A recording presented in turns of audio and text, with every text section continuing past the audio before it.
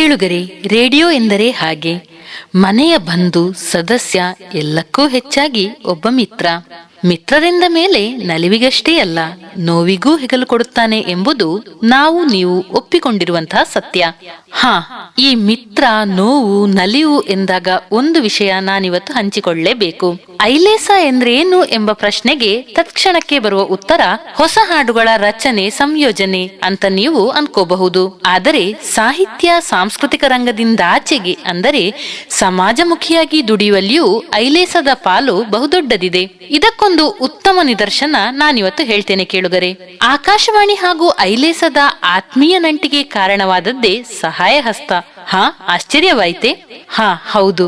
ಸರಿಸುಮಾರು 1-1.5 ವರ್ಷದ ಹಿಂದೆ ನಮ್ಮ ಸಹೋದ್ಯೋಗಿ ಶ್ರೀಯುತ ರಾಧಾಕೃಷ್ಣ ಶೆಟ್ಟಿ ಬಾಯರ್ ಎಂಬುವರ ಮಿದುಳಿನ ಶಸ್ತ್ರಚಿಕಿತ್ಸೆಯ ವೆಚ್ಚಕ್ಕಾಗಿ ಸಹಾಯ ಹಸ್ತ ಕೇಳಿದಾಗ ಬೆನ್ನೆಲುಬಾಗಿ ನಿಂತ ಪ್ರಮುಖ ಸಂಸ್ಥೆಗಳಲ್ಲಿ ಐಲೇಸದ ಪಾಲು ಬಹಳ ದೊಡ್ಡದು. ಸರಿಸುಮಾರು 4,82,000 ಮೊತ್ತ ಸಂಗ್ರಹ ಕೇವಲ 15 ದಿನಗಳಲ್ಲಿ ಆಗಿದ್ದು, ಓಮನ್ ಬಂಟ್ ಸಂಘದ ಶಶಿಧರ್ ಶೆಟ್ಟಿ, ಆಲ್ ಅಮೆರಿಕಾ ತುಳುಕೂಟದ ಭಾಸ್ಕರ ಶೇರಿಗಾರ್, ಸುಧಾಕರ್ ರಾವ್, ಸುರೇಶ್ ಪೂಂಜಾ, ಡಾಕ್ಟರ್ ರವಿ ಶೆಟ್ಟಿ ಮೂಡಂಬೈಲು, ಮುಂಬೈ ತುಳುವೆರ್, ಹಾಗೆಯೇ ಇನ್ನೂ ಹಲವಾರು ದೇಶ ವಿದೇಶದ ಬಂಧುಗಳ ಸಹಾಯದಿಂದ ಇಂದು ರಾಧಾಕೃಷ್ಣ ಶೆಟ್ಟಿ ಬಾಯಾರು ಚೇತರಿಸಿಕೊಳ್ಳುತ್ತಿದ್ದಾರೆ. ಹಾಗೆಯೇ ಮುಂದೊಂದು ದಿನ ಪೂರ್ಣ ಗುಣಮುಖರಾದ ನಂತರ ತಮ್ಮೆದುರು ಮಾತನಾಡಲಿದ್ದಾರೆ.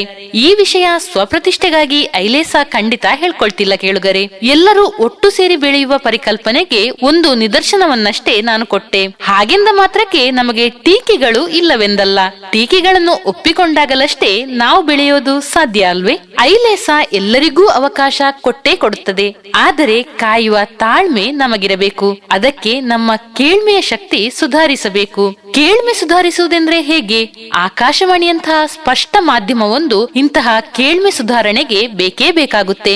ರೇಡಿಯೋ ಜೊತೆಗಿನ ನೆನಪುಗಳ ಲೋಕಕ್ಕೆ ನಮ್ಮನ್ನು ನಾವು ಇಷ್ಟು ಹೊತ್ತು ತೆರೆದುಕೊಳ್ಳಲು ಕಾರಣವಾದ ಐಲೇಸ ವೇದಿಕೆಗೆ ಧನ್ಯವಾದಗಳನ್ನು ಹೇಳ್ತಾ ಇಂದಿನ ಈ ಪ್ರಸಾರ ಕಾರ್ಯವನ್ನು ಮುಗಿಸುತ್ತಿದ್ದೇನೆ.